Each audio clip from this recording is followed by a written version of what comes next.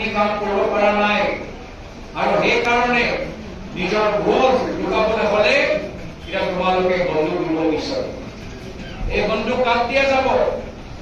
গাঁৱৰ সাধাৰণ ৰাইজক নহয়, যিসকল বিজেপি কৰে, যিসকল RSS কৰে তেওঁলোকক দিয়া যাব।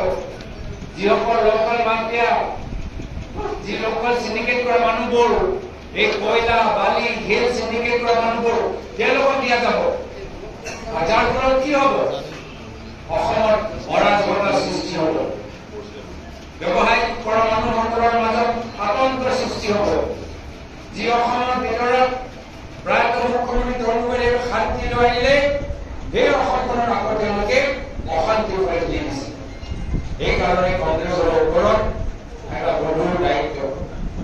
যদি আমাক সিন্ডিকেট ৰাজ শেষ কৰিব লাগে, যদি বিজেপি দলৰ গুণ্ডামি শেষ কৰিব লাগে, যদি অসমৰ ভিতৰত শান্তি ঘূৰাই দিব লাগে, যদি আমাৰ বিভিন্ন জনগোষ্ঠী জনজাতি ন্যায় দিব লাগে, তেতিয়া আমাৰ সন্মুখত এটাই বিকল্প, ভাৰতীয় জাতীয় কংগ্ৰেছ দল। আৰু সেইকাৰণে যদি আমি দলটোক ভাল পাওঁ, তো বহুত আমাৰ কাম নিজৰ নিজৰ মণ্ডলত কৰিবলগীয়া আছে। যদি আমি দলটোক ভাল পাওঁ, বহুতখিনি কাম নিজৰ সংগঠন, এই ব্লক সংগঠন, এই NSY সংগঠন, এই যুৱ কংগ্ৰেছ সংগঠন, এই মহিলা সংগঠন কৰিবলগীয়া আছে। এইখিনি কাম কৰোঁ।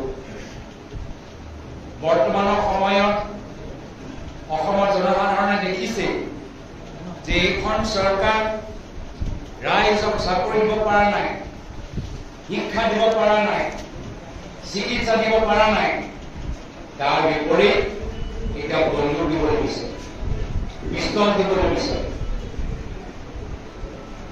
জাতিৰ নামত যদি ইমান দিন ৰাজনীতি কৰিলে, কিন্তু সুধিব লাগিব যে তোমালোকে NRC কিয় সম্পূৰ্ণ কৰিব পৰা নাই? তোমালোকে 6 নং দফাৰ যোগেদি অসমৰ চুক্তিৰ যোগেদি সুৰক্ষা কৱচ কিয় দিব পৰা নাই? সমাজৰ পক্ষে জনজাতি মানুহ কিয় কৰিব পৰা নাই? অসমৰ ৰাইজে এনেকুৱা কাম কৰিলে বিজেপি চৰকাৰখন দিয়া নাছিল।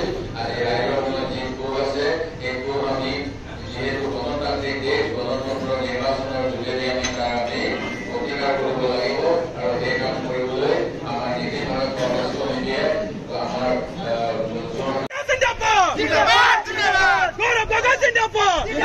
জিন্দাবাদ